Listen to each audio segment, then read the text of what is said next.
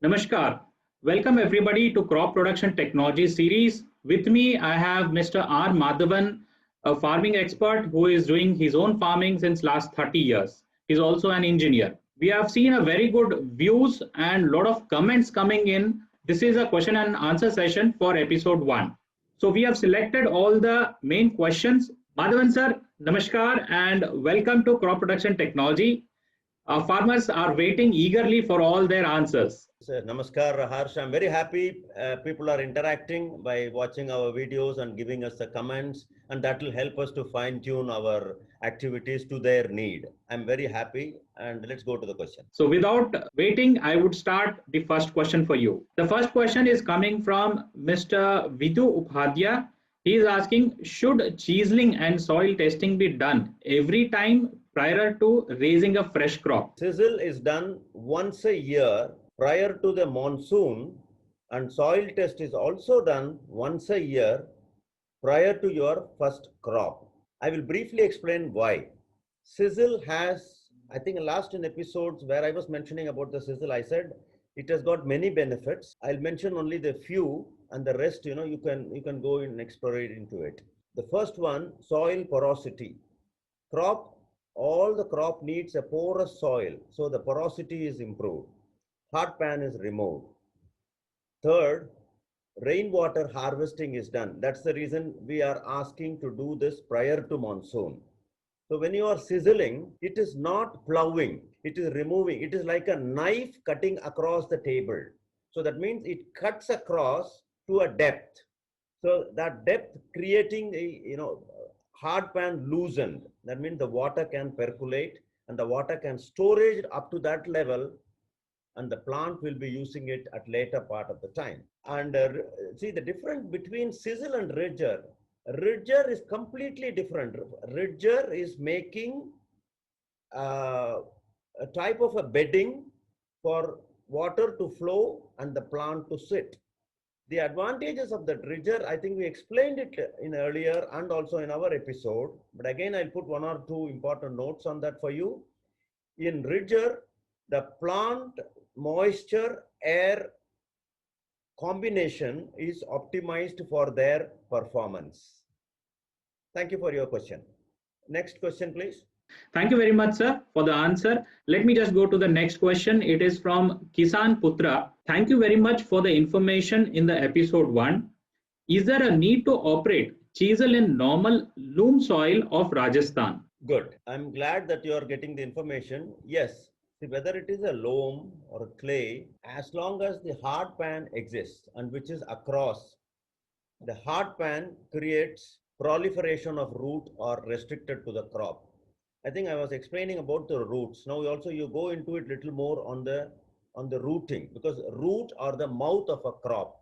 So the attention to the root is as important as the canopy on the surface. So you should be using that. Thank you. Thank you very much, sir. So for this question from DC Vinayak Rao, I would recommend a tractor related question. I'll ask Mr. Randhawa sir, a tractor expert, and farming related Madhavan sir will explain. He has multiple questions. I'll just brief some of them. Due to porosity of time, we are seeing more and more combined multifunctional attachment like Happy Seeder, Rotavator plus Seeder plus pre-emerging herbicide spray. It is very heavy and may require 100 plus HP and four-wheel drive tractor. Please comment on this new trend in farm mechanization. Can you make an episode on such non-traditional tools also? Can you also categorize tools depending on soil type and structure? I am from northeastern part of Karnataka, bordering Telangana state, about 170 kilometers west of Hyderabad. We have black cotton soil with lot of limestone, while the top soil uptown around 10 inches is fertile. Unfortunately, the subsoil contains lot of salt that dissolves in water. If there is excess rain or flood irrigation, the salt leach up and turn soil whitish with a pH of around 8.5. National Bureau of Soil Survey and Land Use Planning in mid-90s had categorized state that there should no irrigation be in this area. Under the circumstance, your recommendation of chiseling as a standard practice in land preparation is not well throughout. If I chisel my farm, it will break the barrier and my topsoil would be ruined.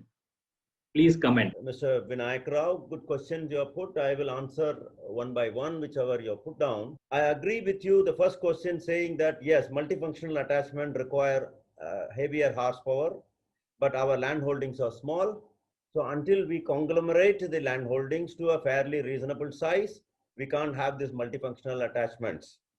So I think we'll wait for that good day.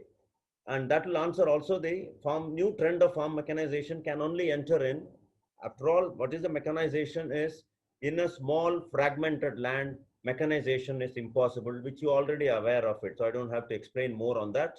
Already you mentioned it. And yes, we will work on the non-traditional tools you were asking about. We will, fix a time and plan a complete episode on non-traditional tools. I think we have time for that to use. And soil type and structure, see, that is a different thing. It can go. Mainly the tools are operated on a soil. Say, for example, if it is a lot of stone piles and granite rock fragment, I think it should be our responsibility to clean it once prior to start cultivating. Or I can suggest you can go a crop which don't mind such porous soils. Don't go for a finer material of, don't go for any complicated crops. Think of some crops which is locally grown in that way, where it can accept a certain amount of fragmented stone and other pieces. Otherwise, normally it is not advisable to go with that. Yes, definitely in such terrain, a rotavator and other mechanical tools do get breakup and other things are there. No, see, the plant residue which you are talking about, or mulching, which is a very much necessary. You have to incorporate all the soil residue back into the soil, and that will serve actually as a organic matter also to the necessary soil, and it does contain certain amount of nutrients. Now you say, the question was saying, all the tools are getting choked. You allow some more time for it to get disintegrated. If your soil is well balanced with the soil nutrients, the bacterial activation also take place, enough nitrogen is there so that it is easily digested, and the microbial activation also continues. Lack of nitrogen can also reduce microbial activity. I think you have to work on the soil prior to doing this, and mulching is very much necessary. It is actually preserving the soil area. Good, I think I've seen your geographical thing, your black cotton soil and a lot of limestone. Again, I will insist on this. A good soil test should give you what is the amount of salinity that you have, and proper soil amendment should be able to leach them out. Now, we are talking about sizzle and bringing up the topsoil and bring. It's not at all true. Again, I will repeat, I think previous farmer friend was also asking that question. Sizzle is not a cultivator. Please, I will insist on this. Sizzle is a tool. See, we are going to show a small video clipping onto the right on this video, how the sizzle is operating. So you are going to see it's not tilling the soil, it's cutting across, where you can closely observe. It's not tilling, but it is only cutting across the soil surface. Second one, which you were asking about, excess rainfall or flood irrigation and dissolving of water, all these things. Salt, accumulation of salt. Accumulation of salt could be, one is for the your irrigation water. So you have to check the irrigation water for any salinity, or whether the soil has a lot of sodic.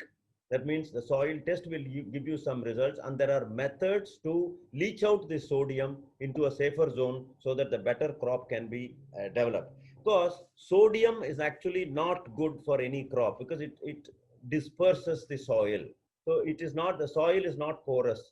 So by giving all these details, I think it looks like your soil is, during the rainy season, it is mashy, and it is, when it is a dry, it is a rock stones.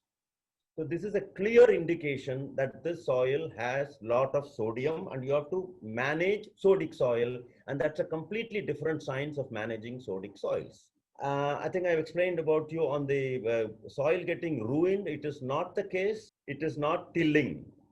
Cultivator can do it.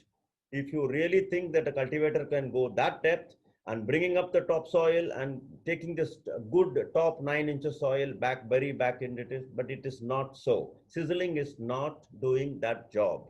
Thank you for your questions. Thank you. Thank you very much, sir. Okay, I'm coming to the next question. This is from Abhishek Patel. His question is, sir, we have seen many diseases in rice farming. Please suggest some information on how to control it. Also, how we can reduce the cost of rice farming with good production. Uh, yes, Patel Saab, your questions are interesting.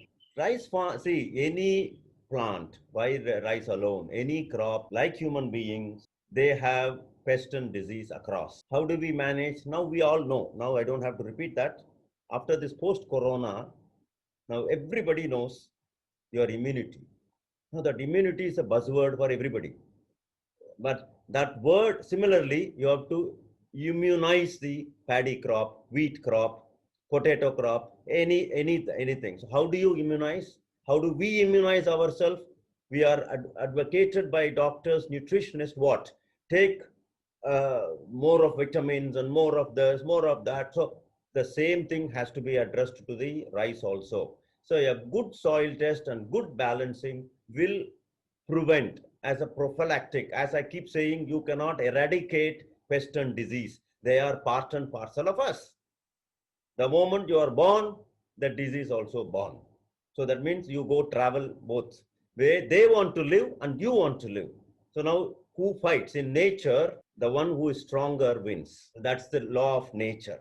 So how you make yourself stronger is in you, not with others. And see, reduce the cost of rice farming. I would always say, instead of saying cost of rice farming, please think and post your comments, cost per unit. Why don't you calculate how much I'm spending to produce per kg of paddy? Then that will give you a lot of openings. From there, you can get into a good production practices. Thank you so much, sir. Next question is from Sandeep Pawar.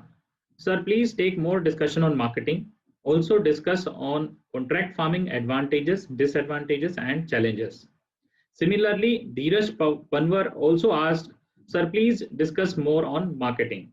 Sandeep Pawarji, I'm going to answer this question along answering also Dheeraj Panwarji.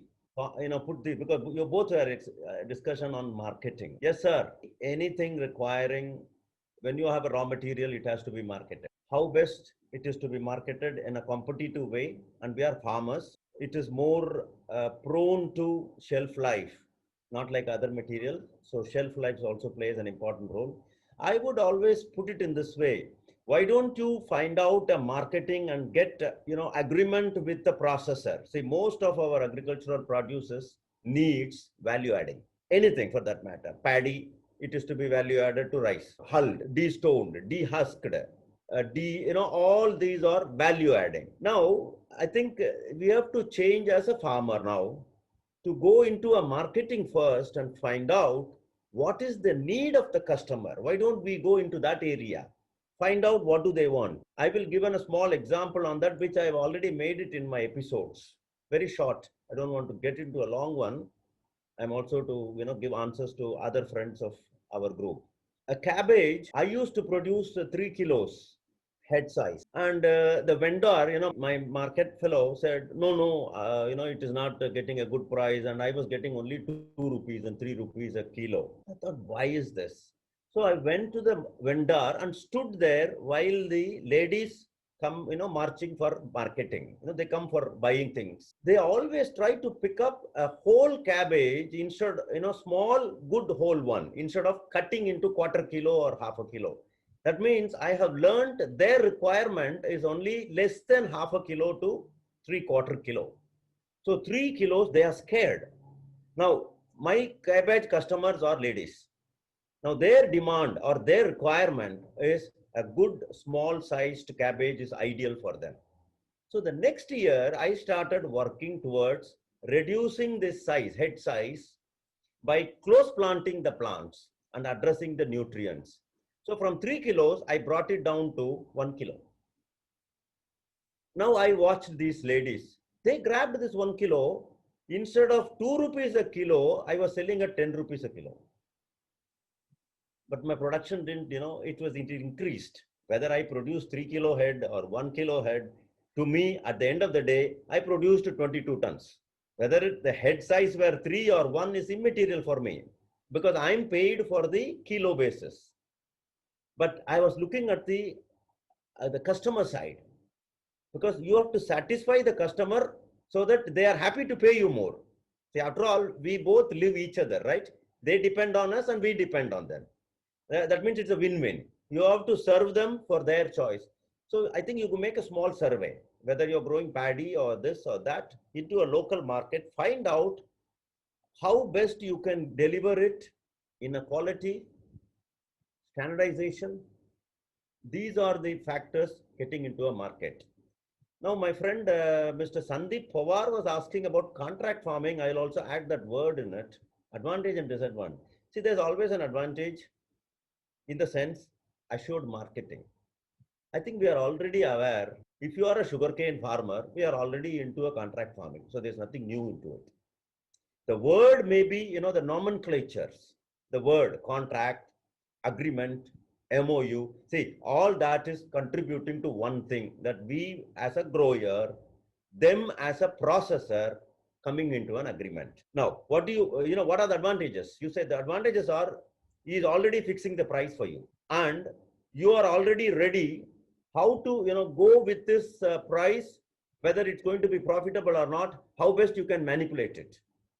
Say, for example, 1,000 rupees is a cane per ton. I'm just quoting as an example. I'm not getting into reality. 1,000 rupees a ton of cane. Now you work backwards. How to produce a ton of cane for 600 rupees? Yes, this is how the business surveys. Now, what are the methods to do it? I said, the soil test method of using the fertilization, optimum use, efficiency.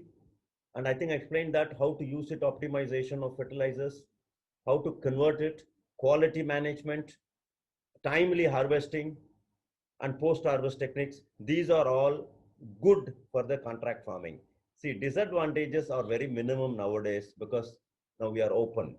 The law is open. There's no question of disadvantage into this contract farming. I think we should more and more embrace contract farming so that this marketing issue is reduced. And consistency and quality it should be our mantra. We should have these two in mind even in farming. For example, I produce capsicum. Say 3 lobes, the 3 lobes of a capsicum. There are 4 lobes of a capsicum. See, these are all cosmetic look, you see. Ultimately, you're going to put it in sambar or some sabji. That's a different thing. But when people buy it, in my own experience, which I have, noticed it, if it is mixed of 3 and 4 lobes, they shy away from that lot. And if I can give them only 4 lobes, they go in attracted. So, see, to me, it's only a capsicum, but I don't know what the customers see in it.